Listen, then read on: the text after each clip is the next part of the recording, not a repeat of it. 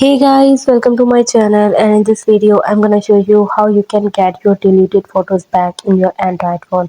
So it's super easy and we will make sure you get it right. You just make sure you're logged in and using the latest version, and make sure to watch the complete video carefully to avoid forgetting anything and making mistakes. So let's get started. Here you can see I have gallery. Just tap right here, and here you can see I have different photos in my gallery. If I delete one of my photo or one of my video, so for example I can delete this. Tap here and tap on delete. Now how can I get back this photo?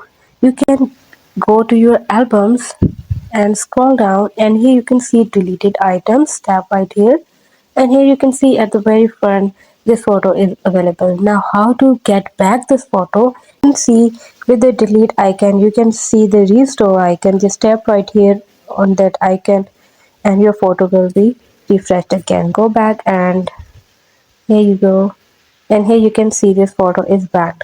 So this is how you can easily get your deleted photos back on your Android phone. Hope you guys like my video. Please consider showing your support by commenting, liking, sharing, and subscribing to my channel for more valuable content in the future.